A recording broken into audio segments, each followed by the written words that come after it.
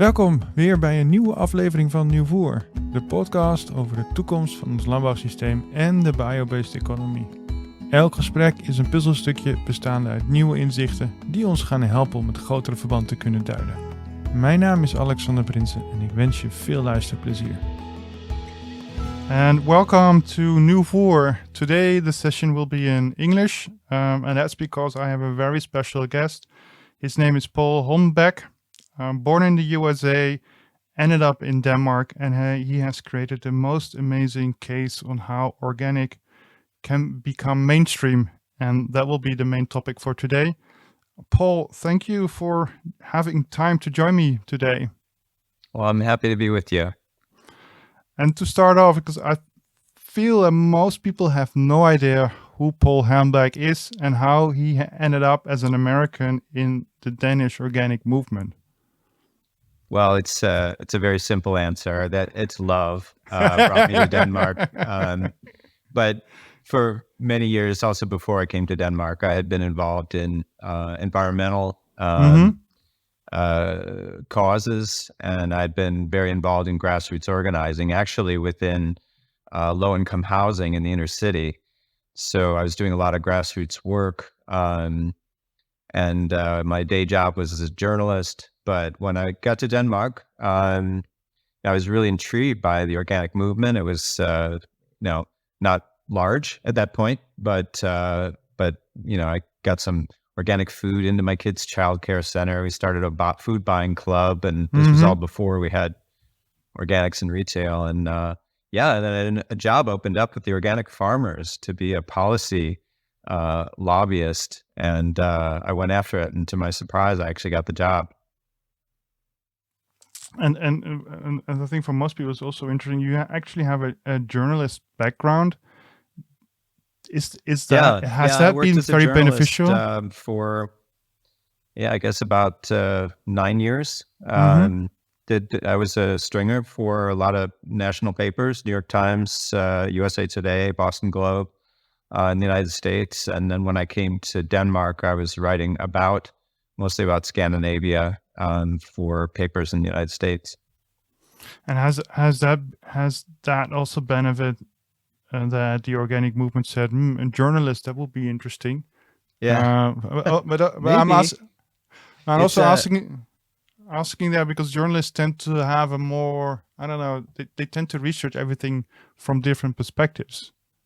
Well, it's all about, listening, and being a journalist, it's kind of asking questions, find out what's going on here, and what are these people all about? What's important to them? What is the issue? And, finding clarity about those kinds of things, which is really useful in grassroots work where you're trying to find out, what the needs are, what policies are needed, and then communicate those effectively.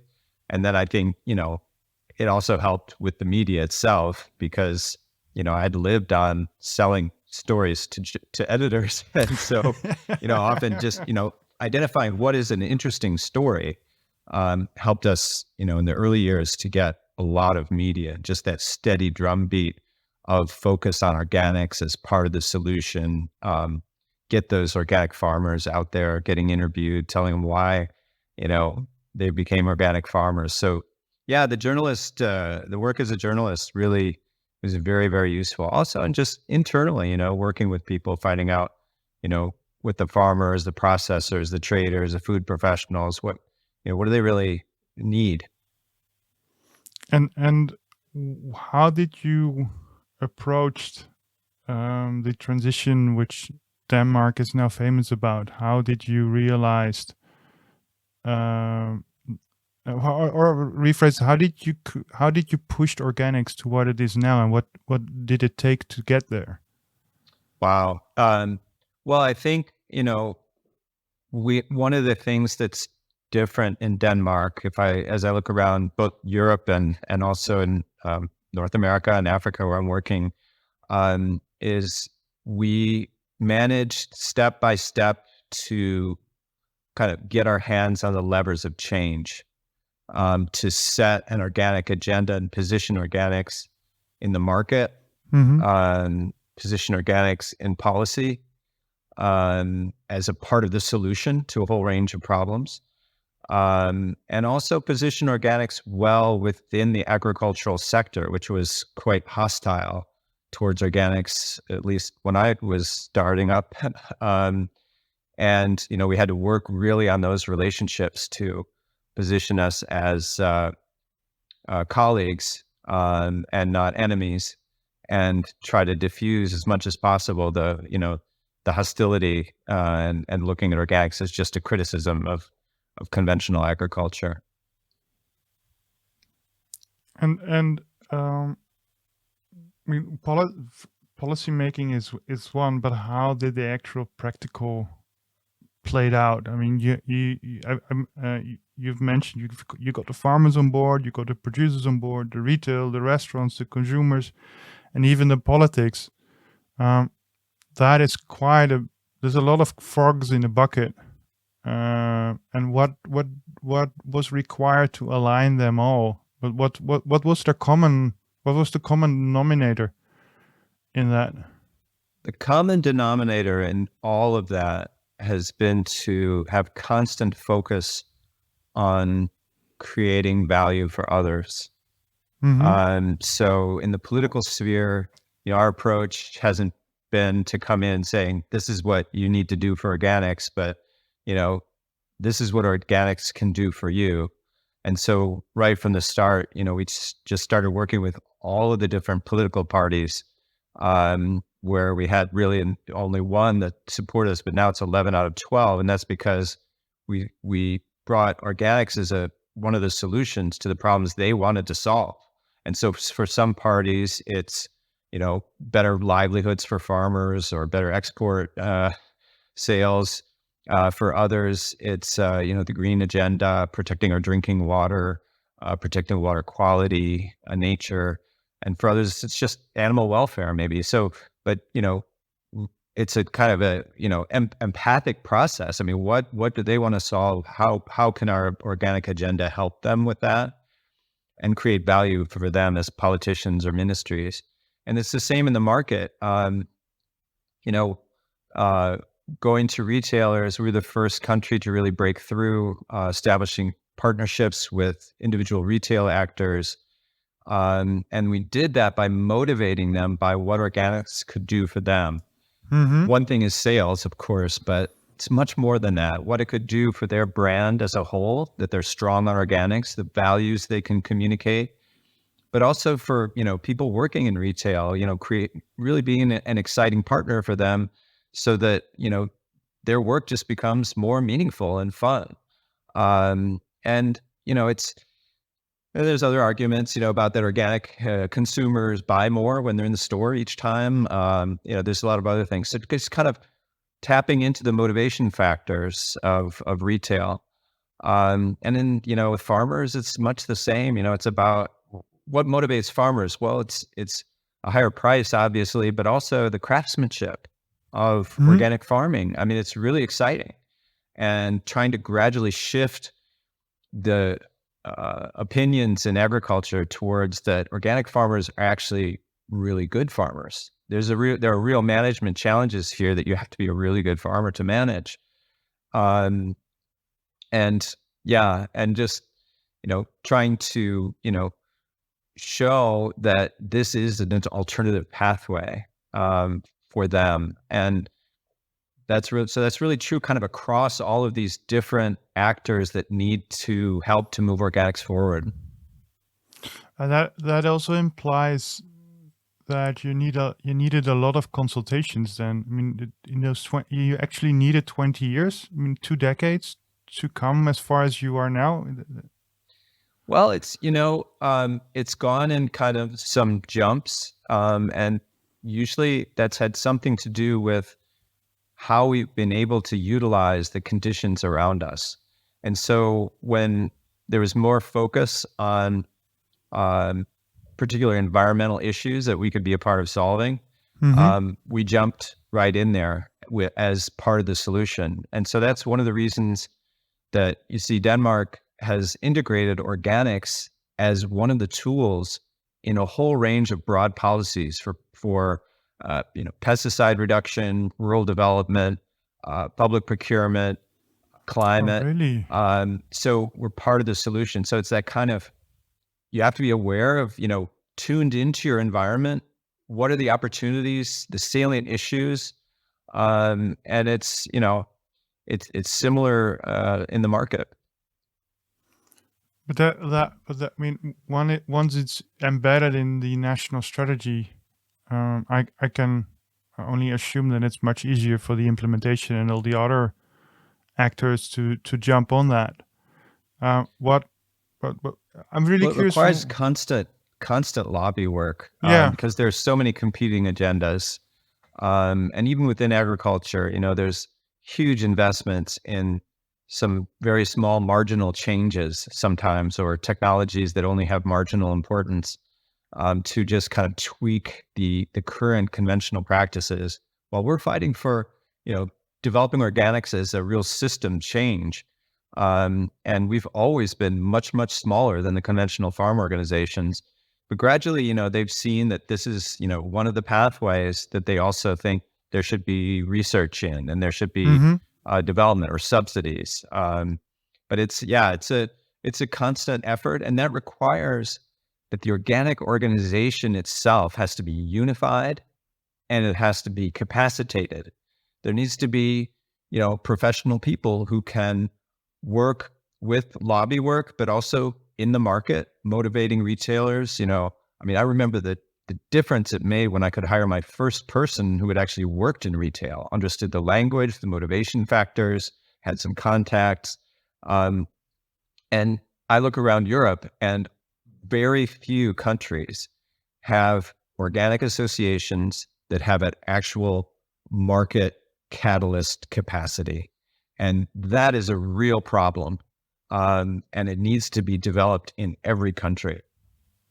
And very rapidly. That's my biased opinion. But did it also help the cultural settings of the Nordics, and then specifically Denmark, that once they see once they feel the sense of urgency, it's easier for them to move forward? Or is that biased? I think we've definitely had the benefit of, in Denmark at least, a collaborative culture. We've done a lot of fighting with conventional agriculture. We've tried to minimize, conflict, do a lot of collaboration. But there's a collaborative culture, and I think there's a tendency kind of across market actors and farm actors that if we have a problem, let's see who we can work together with to solve it. So I think we've had a benefit of that. I think we've also had a benefit in Denmark of a kind of an activist agricultural policy environment. A lot of agricultural ministries are very laid back. The idea of like developing new forms of production and so on is kind of a very foreign thought for them. They administrate some subsidies and so on, or maybe have an extension service. But I think there's been more focus on innovation. And so we've been able to position organics as one of the actually most exciting innovations with broadest impact on sustainability and great things for farmers. So we've been able to position organics within that general focus on innovation. So yeah, I think we've been able to build on some positive environments. And honestly, as someone, also a foreigner in Denmark, we joined the Agricultural Council with all the other agricultural organizations, and we were in there for about 10 years. So I sat with all the other directors and so on, and I learned a lot about, they're really tough, very strong on lobby work. And I also learned, just by tuning into how they were doing their work. And because one thing I've noticed, and that aligns with what you're saying within the Dutch biological, that's what we call biologisch, which is the organic biologisch movement, is actually that the centralization of a organization which pushes it harder and has a lot of people employed to make it happen. and also from a marketing perspective. I mean, you just started now. I think the last 2 years, also with the local government, that they have set a target. I think 15% biological in the Netherlands, and now the Lidl has signed an alliance for them to be part of this change. Yeah, there's, when I was working on the strategy for policy framework and market development with Bio Nederland there in 2022, I had the pleasure of interviewing a lot of different people from research, government, processors, farmers, etc. And I've definitely noticed some differences. In some respects, the what I call hegemonic culture, kind of the unified idea between farm organizations, government, and research seems more consolidated in the Netherlands, more like Denmark was maybe 20 years ago, where there's kind of this idea there's really one way to do agriculture. And all we need to do is just keep optimizing on that form for agriculture. They're wrong about that. And that's, I think, has made it difficult for the organic organizations to come in, because the idea of investing in organics didn't really make sense. But we were able to break through in Denmark, and I think it was by just lobby work, but also collaboration with the conventional farm organizations, kind of gradually opening the doors and opening some boxes of resources also to develop organics. So yeah, there needs to be an acceptance of that. I think there's some really positive things happening now with the Organic Action Plan, the financing for market development, the dialogue with more retailers, but that can be systematized and much, much greater. And, some of the goals are rather modest, getting to 5% of market, or, it's just, the potential is so much greater, but it requires a strong organic organization that can partner with them and then help them, help retail, expand product assortments, present products better in the stores, communicate much better to consumers about the why of organics. That one factor, those partnerships with retail, I would say is the most important factor why Denmark is the leading country for organic sales. And it's really what's made organics available and visible and affordable, and not least meaningful, because we've been able to communicate through retail. For me, that's a real sign of like what I call leverage point. In the early 2000s, we were really thinking, we have to communicate to consumers. But then we realized in a piece of strategy work we did together with some retailers and a lot of good people who knew some things, that really we needed to focus on the people who were talking to consumers and who had consumers in their stores, and through them leverage their platform to communicate to consumers. That made all the difference. We could never afford to reach out to all consumers, but through retail, we could leverage the power of that platform to convince more consumers and just make it really easy for them. That's one of the key things, just making things easy for people, Yeah, I mean, then it's just copy paste and it's just a manual, and then you don't have to think about how to do it. You just can implement it. Was it correct that I recall that Co-op in Denmark was one of these pioneers? Absolutely. Co-op was the first retailer that made an actual agreement with a group of, it was organic vegetable producers were the first ones. And, there's great stories about that collaboration, because these were a bunch of hippies, and the buyers came out from Co-op, and how two cultures met. But, gradually we've been able to, professionalize the sector and be really strong partners. So Co-op has been a leader, not always. We've also used collaborations with other retailers to also pressure Co-op to be more active, because they can, if you're the only retailer that has organics, you can kind of lay back. But we've tried to use that competition between retailers so they press each other. One gets success, and the other one gets more motivated to work with us on new initiatives. And but yeah, Co-op has been really great. And we did one of the most recent really big moves was a strategy that ended in 2020, I think it was, where we set a goal of doubling organic market shares in Co-op with a whole bunch of different actions. And we did it. We increased their market shares from, what was it, 7.5 to 16%.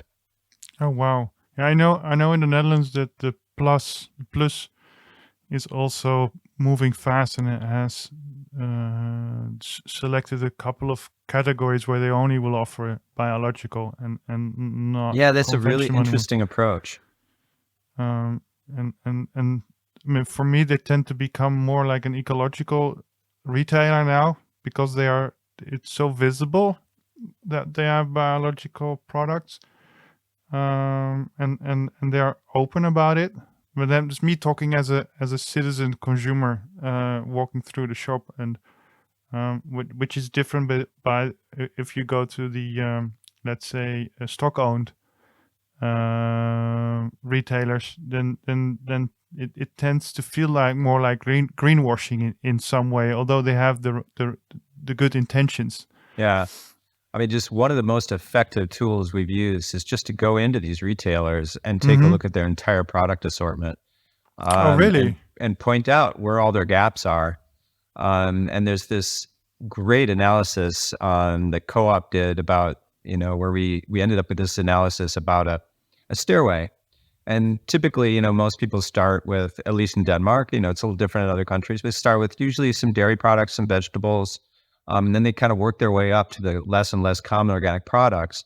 And what we've shown, is that if a supermarket chain does not have some of those stairways, certain products, maybe they don't have anything much in the grain area, the flour and oats and pastas and so on.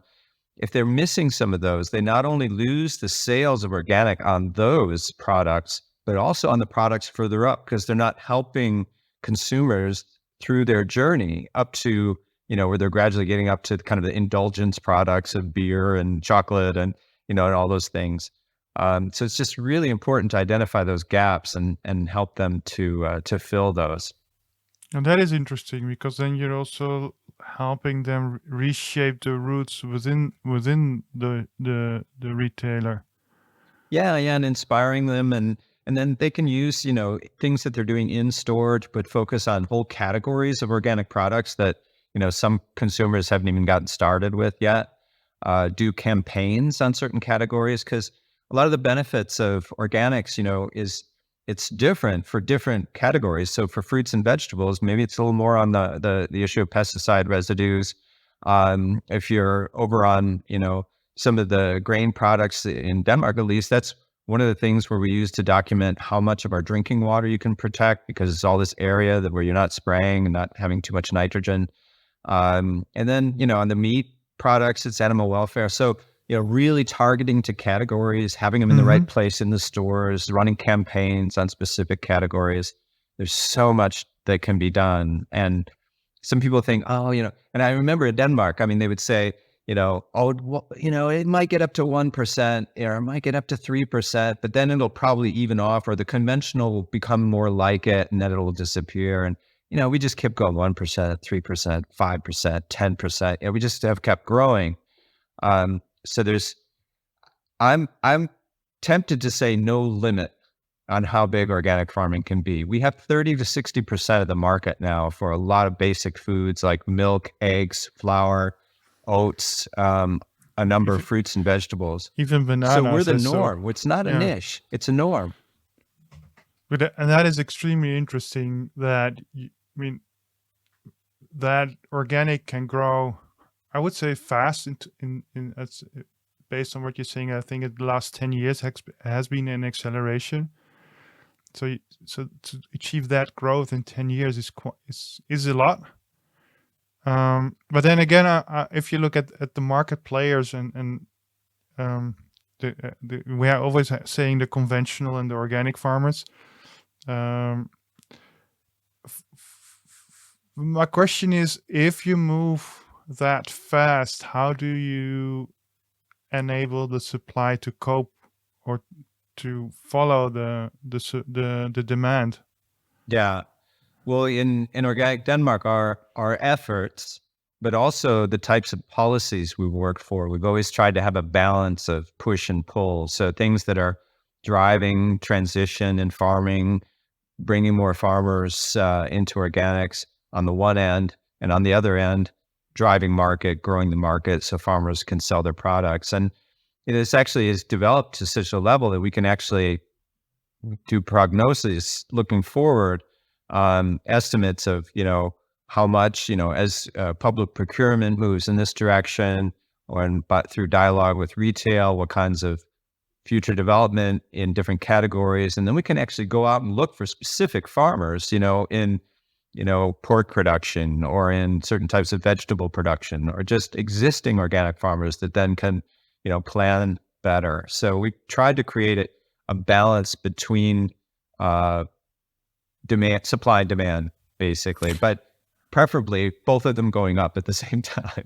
Yeah, sure. But did that also entail that actually by that the supply demand was sort of like plans that I mean, there are a lot of questions coming out now. One of them is, did the farmers have a long-term contract?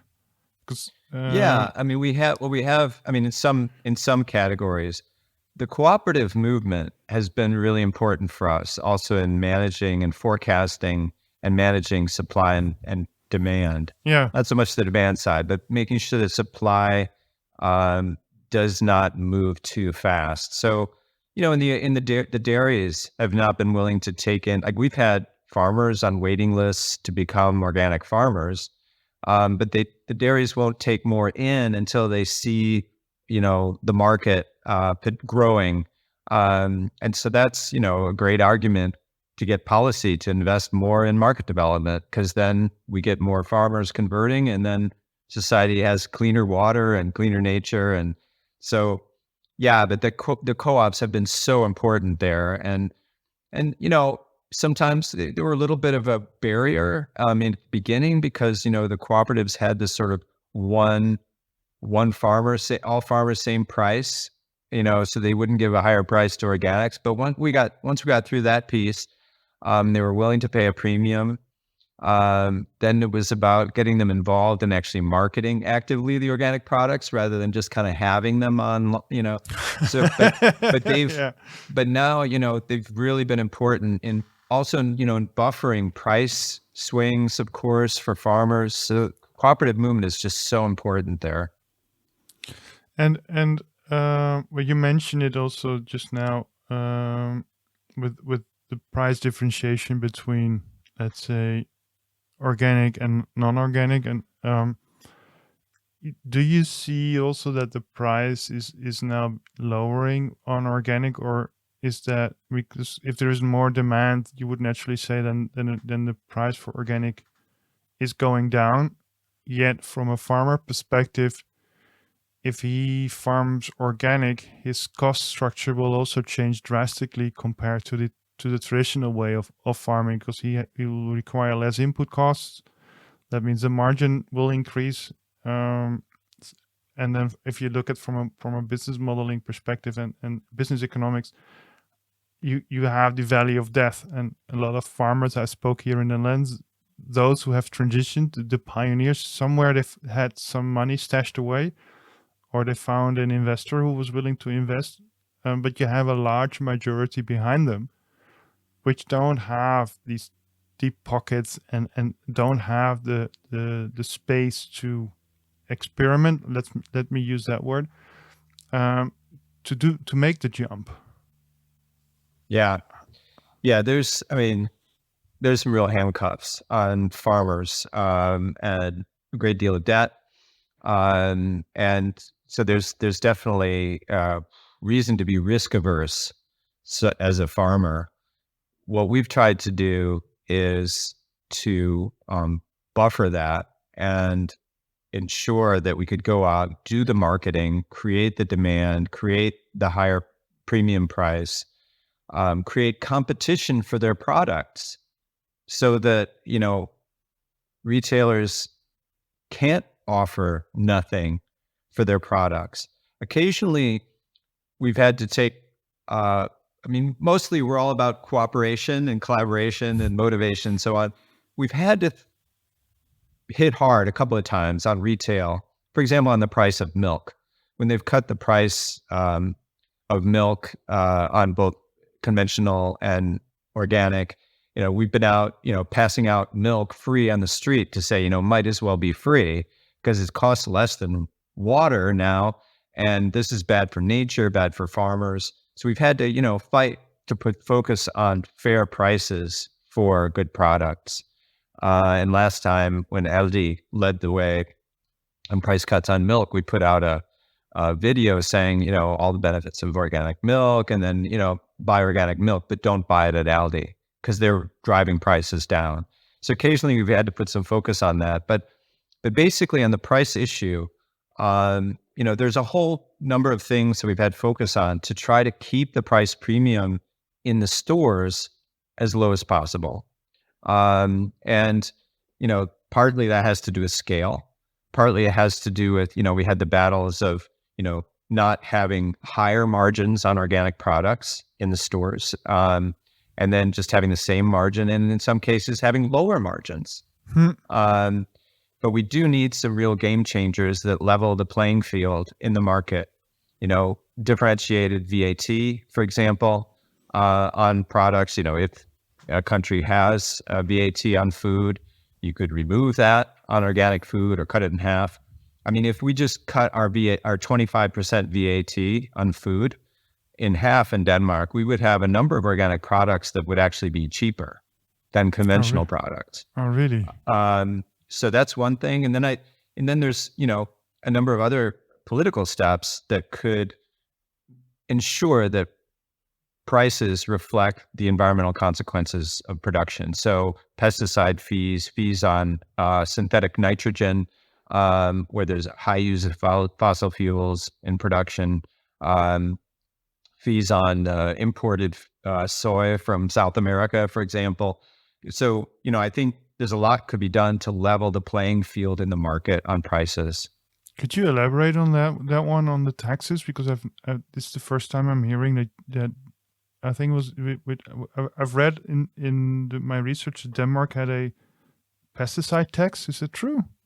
Yeah, we do. And actually it's in the early years, it probably wasn't very effective. It was quite small, but research recently has shown that when they differentiated based on toxicity and set the prices up on these pesticide fees, particularly for those highly toxic substances, it actually started changing farmers' practices. Now, how much that means for the consumer price, it's still probably pretty limited. But if you add these things up, if there's in terms of, carbon, nitrogen, pesticides, all these different things, antibiotics. I mean, if you start putting a price on all these things, then organic starts looking pretty cheap. Yeah, and that's actually what it should be. If you don't put anything in it, it should be cheaper than if you have a lot of inputs to make it grow and make it happen, then there is no level playing field. But it is interesting that Denmark was able and willing to incentivize this with certain tax structures, which I assume from a farmer perspective, then it becomes clear on which side of the line you are in the sand.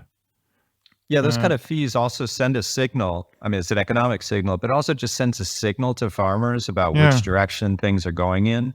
That some of your inputs they're gonna continue to get more expensive on the conventional side, and I think that's really important because then farmers are getting a clear message that environment is important.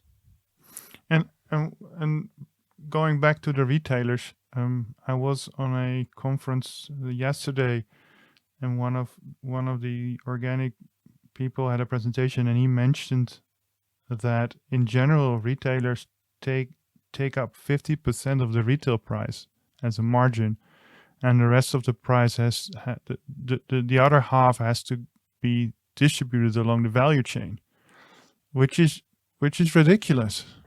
Because then those behind, then that half then everybody who's supplying the retailer earns less than the retailer, which I didn't. Oh yeah, I mean farmers. I mean there's been multiple studies some cases, farmers maybe are getting 7 cents on the euro. I mean, it just a really small portion going back to the people actually producing the food. But if 50%, if they're taking 50%, that would be really high in retail, I think. I mean, it's about 25% typically in Denmark, but still, it quite adds a lot quite a bit to still. the price. And if the organic price is higher already, that is even increasing that amount even further. Did you had your battles also with retail about the margin they are taking? Oh yeah. In a lot of countries, it's still the case that it's treated as a specialty product, and those have higher margins, which means that a product that's already more expensive gets even more expensive and becomes an elite project. Our approach in Denmark has been to democratize organics, because for us, organics is for everyone. And so, we were the first country where we went into discount supermarkets. Back in 2004, we approached a leading discounter as, the first country where we really went all in. And this was controversial. I mean, some people thought, well, that will set a greater downward price pressure on organic products at the farm gate. I got a lot of negative feedback but we discussed it with enough actors that there was support.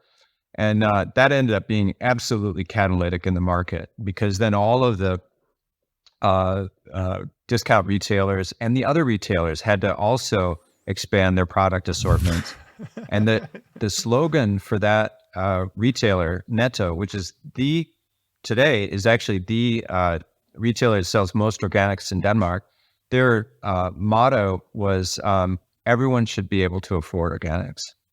Oh, wow. And we developed that together with them, and a whole strategy for, what products they need and, how to promote them and what messages and so on.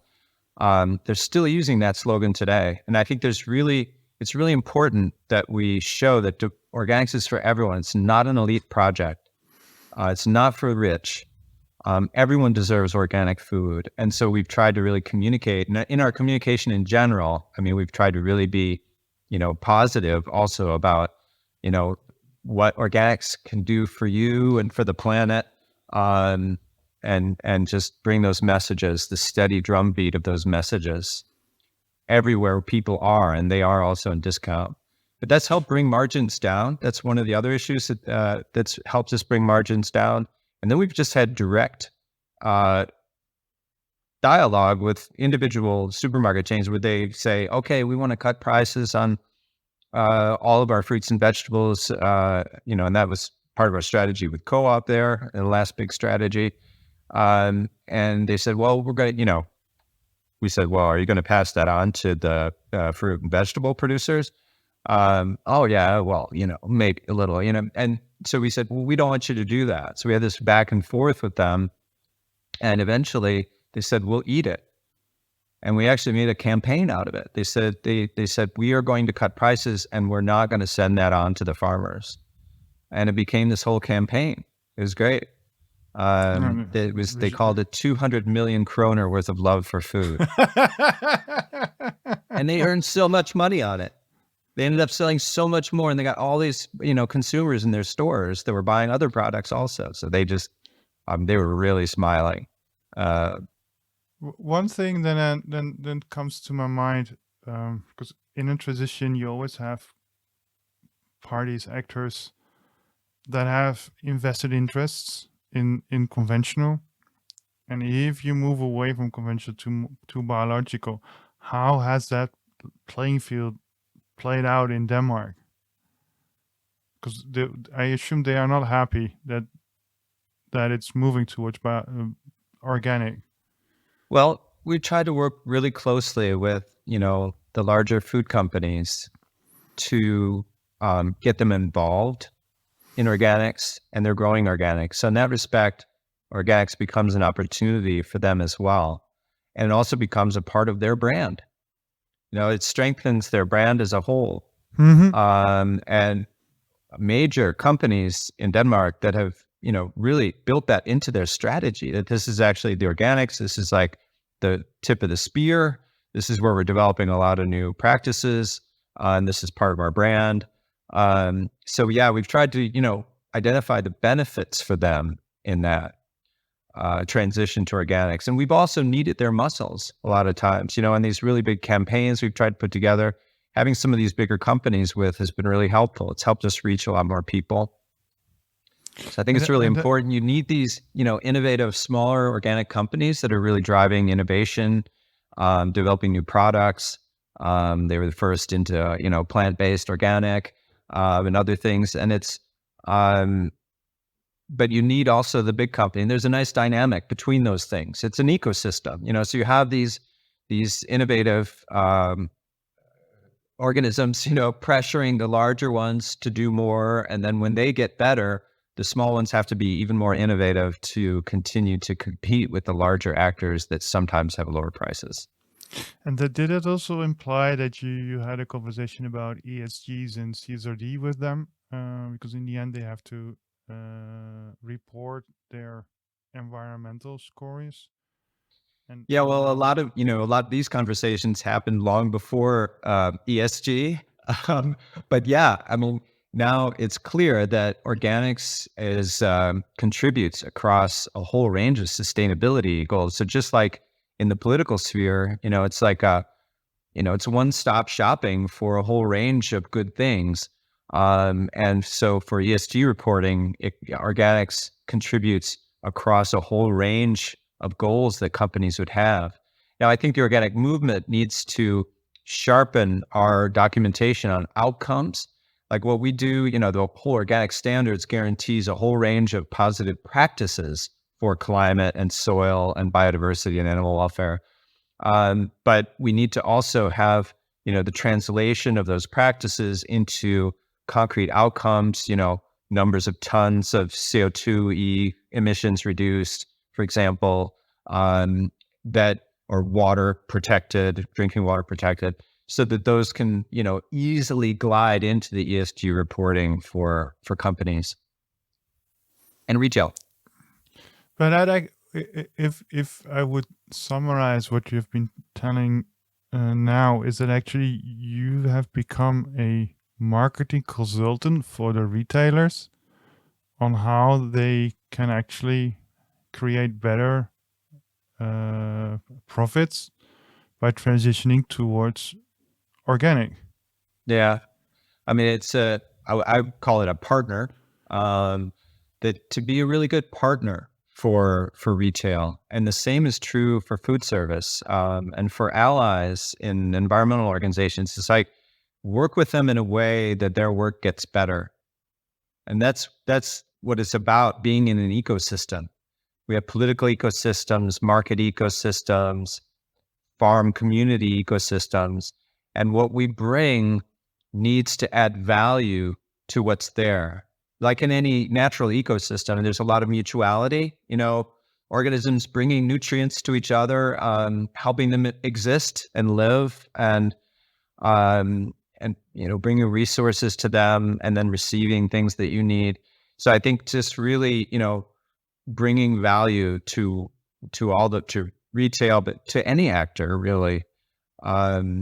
It's also how we've tried to work with other organizations, environment, animal welfare, climate, consumers organizations, that having this connectivity, being in contact with them, listening to them. So like the animal welfare organization in Denmark was not particularly positive on organics, had a lot of conventional farmers on their board.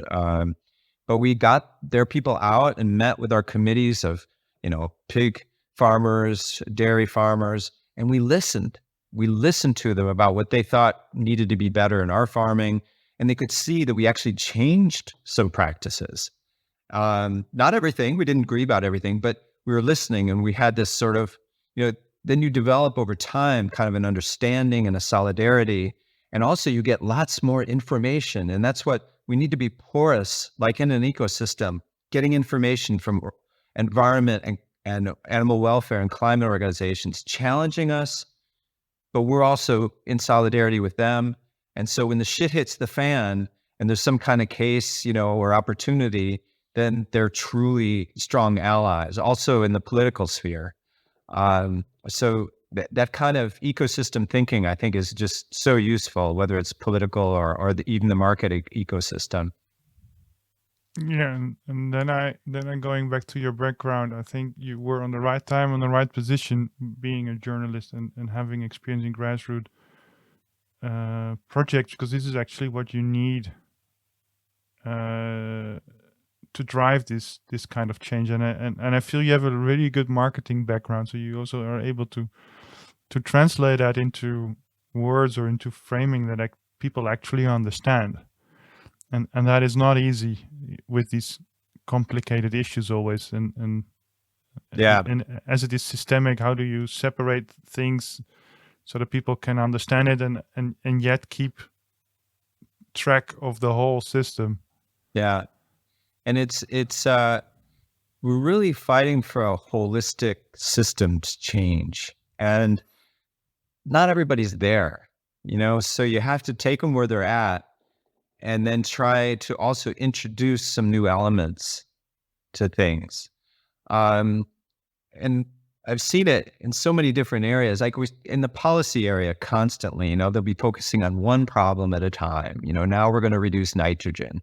Now we're going to do something about pesticides. And instead, bring these holistic solutions or explaining the connection between, actually the pesticide use and nitrogen use has a lot to do with each other. If you do organic, we can solve both at the same time. But then also with, different allies, trying to, introduce new elements. So we, in the whole public procurement, all the public kitchens, already in the 90s, organic pioneers, we were doing plant-based, plant-rich meals with less waste and organic. And it was part to start with, that was to pay the organic premium. We reduced the amount of meat and the amount of waste and used that to cover the organic premium in these, schools, hospitals. Mm-hmm. But we were basically developing plant-rich meals. And so even before it was called plant-based, but we had this holistic approach. And so when we're dealing with now with, cities, and they're saying, oh yeah, we need to do more plant-based, but we don't really need organic. Well, if you don't have it actually matters how those plants and plant-based are grown. Then you also get all these other benefits that you're driving with public procurement. And it's the same in retail. We had the plant-based movement, a rush of conventional products, as if it didn't matter how those plants were grown. It would spray the shit out of them or whatever it is. And then now it's coming out, Impossible Burgers are finding glyphosate and all these other things in it. But it's like, it really matters. So trying to bring that sort of holistic approach, that's been a long, hard road, but we've really made some progress on that, I think. How is it back home with the organic movement in the US? In the United States? Well, the market is actually greater. It's there about 6%. And I think the Netherlands, it's at 4.4% now, if I remember right. Could be. And so it's a little higher on the market, but the share of agriculture is around 1%. And one of the big challenges in the United States is it's a very under-coordinated organic sector. So they have a lot of organizations. Some of them are doing very good work, but they're not coordinating their work at all. It's kind of sectarian. Some are very commercially focused. Some are very agriculturally focused. And it's there's such a potential there also for policy, under the right policy environment to advance organics. But yeah, the market, there's it's the world's largest market for organic food. Yeah, because when you research regenerative farming or organic farming, those in the US tend to be pioneers in many ways. And yet it is not. Then you get the impression that the US organic farming is huge and it has big volumes and everything is available in the retail, Walmart and maybe some others. And yet, if you really look deeper, you see that they have a small percentage, and that is sort of like a dualistic. They are showing what the best practices are, and you see them also transferring the knowledge to Europe, and yet they are not able to, let's say, put their shoulders on under it and show the Americans that organic is the best way forward. And To I find scale it up. hard to see. Yeah. Yeah, it's there's definitely some truth to that, and it's there's a number of issues. I think what you see in the United States, in most areas, but definitely in agriculture, is you do see a lot of corporate capture. And so some of the things they do fight with each other a lot about in the United States is that, some things have been allowed in the standards, things that have been pushed by very large corporations, hydroponics, fairly intensive, some too intensive animal production. So some things have been allowed in the United States in organics, and that sort of split, the movement as well, which then weakens the movement. And then, but it is still, I guess, I wouldn't point particularly to the United States. I would say many European countries also really don't have a collaboration about driving the market. It's like no one's developing the market. I mean, really, seriously. I mean, going in, working with the individual supermarket chains, just helping them be much better at organics. There's some good work, and there's been a few good campaigns and so on, but it's no one is doing strategic, consistent market development.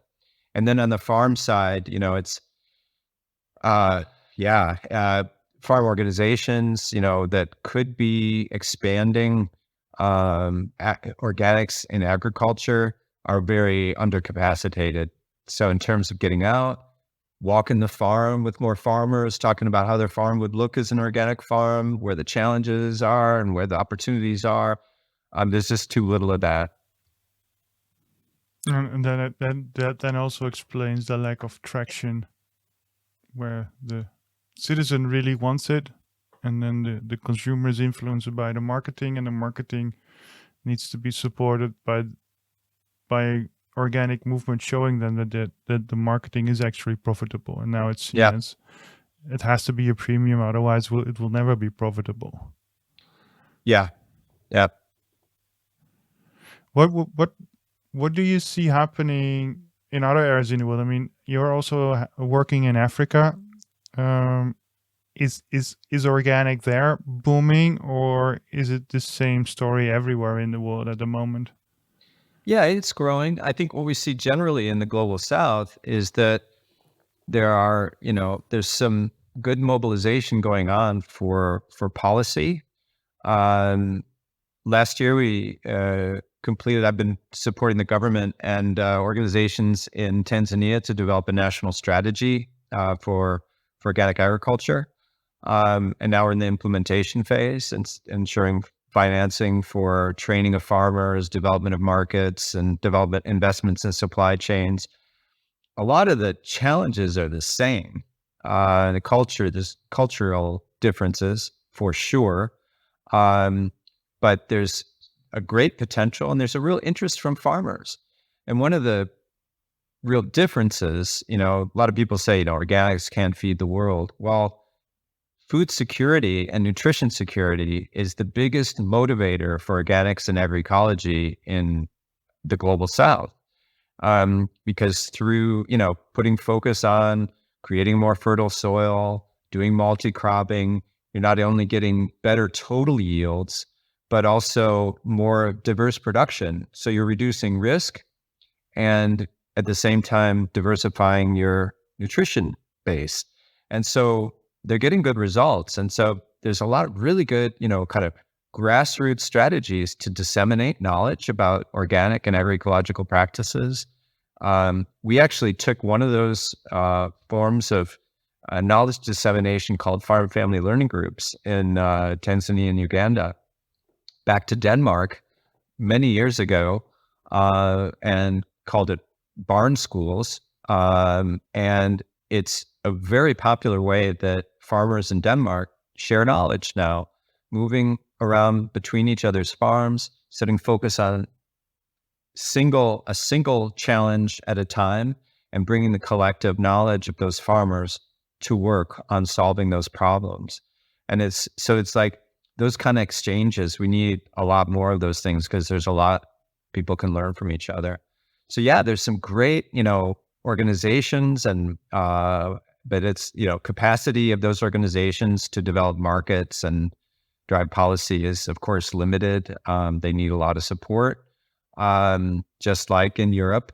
So yeah, that piece, that capacity in the organic sector itself to drive change, that for me is the most critical missing piece in most countries. And it's challenged in Denmark also at times.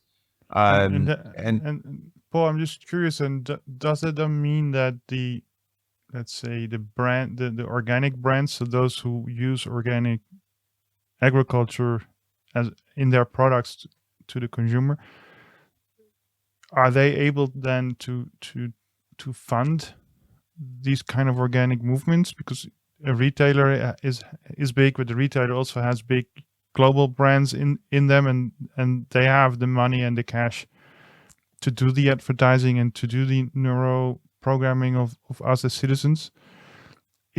Is the organic movement and the organic brands, are they able to do that, or are all those products still too small in profit margins to actually fund the lobby work?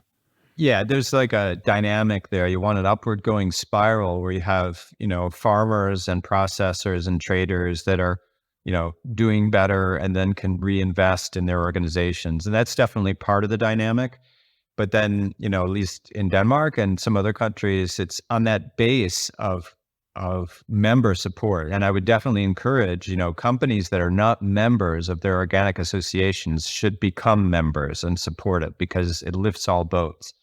But on the base of that support from members, then getting policy, which then invests in activities that can grow the market, support farmers in transition, with better advice and extension and so on. So it's, you want all that to make that upward going spiral in the market and in transition in agriculture. You need those different elements, but the main catalyst and stimulant is the organic associations themselves, because, policy is definitely a lever of change.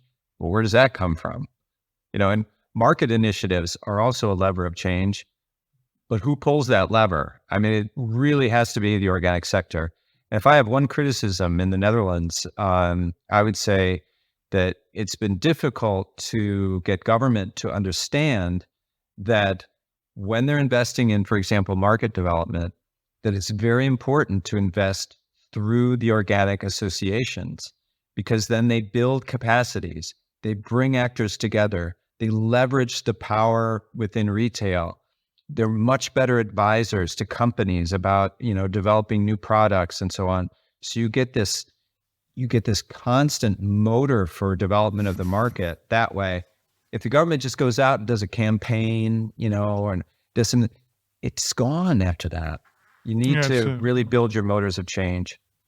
And that requires a vision of how the organics contributes to all the issues governments have because of bad practices. Mm-hmm.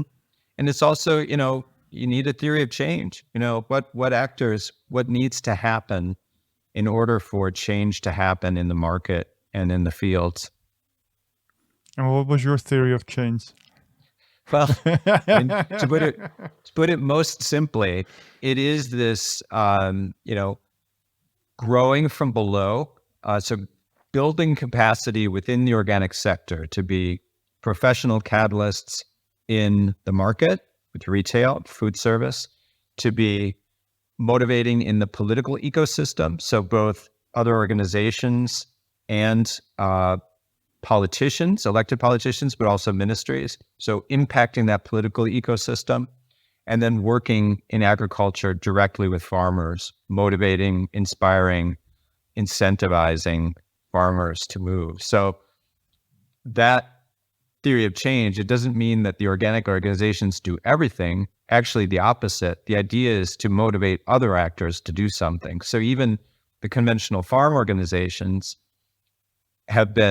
they were opponents to start with. Now they're partners in some aspects, at least. We'd still disagree about GMOs and a bunch of other stuff, but but we can still work together. So it's like constructive conflict, in a way. So those dynamics, understanding those dynamics, that's the theory of change, or has been in Denmark at least.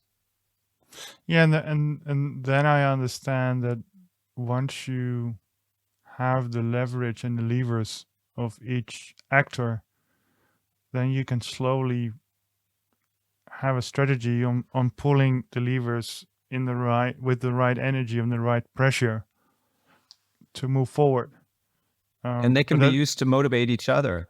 I mean, for politicians, consumers are voters. And so we can emphasize for them that people are backing this up, and that makes it popular. So we've even documented for politicians and said, look, we've looked at people who vote for your party. 60% of them are buying organic products every week now, just so you know. You know, this could be someone who's kind of against organic products, but then they're saying, okay, you know, this is something people actually want more of. And, you know, and the other way around, obviously political support, like political signal, when we got, you know, the goal of 60% organic in all public kitchens, finally got wholesalers who are really anti-organic to wake up a little bit and think, okay, we're going to have to do something here. So then we got them to send all of their salespeople out onto organic farms, and we showed them what it's all about. We motivated them. So they started really marketing organics, rather than talking it down. They were saying, oh, well, you know, it's really expensive and we don't always have it. And, you know, the quality is not good enough. I mean, they were just really nuts. So that political signal stimulates market actors. And then you need to listen to these different actors about problems they're having, you know, and because sometimes the solution is with another actor. And so like we had one of our closest allies in public procurement, you know, in transitioning all these hospitals and schools and so on to organics, was the you know, the trade unions for the people working in those public kitchens. They became a great ally because they had an interest in the prestige and the transition and the education and all of that was in this sustainable transition. But their people hated the paperwork. So the idea, you know, all the documentation of how much, you know, from the different people they were buying from was organic. And so we got the wholesalers to document the organic percentages for them, because they have these, you know, gold, silver, bronze, 90, 60, 30% organic.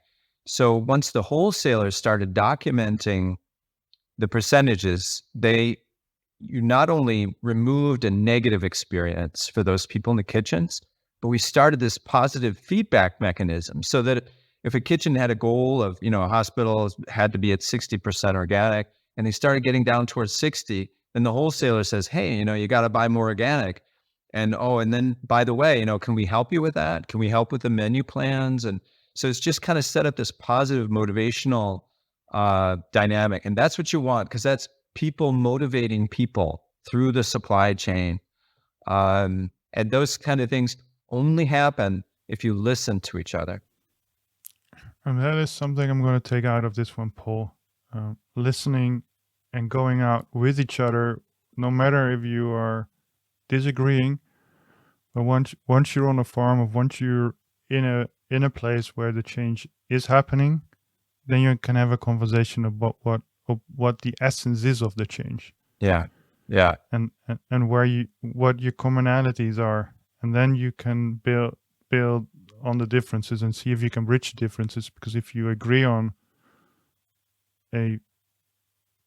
that a problem needs to be solved, then you have agency. Yeah, exactly.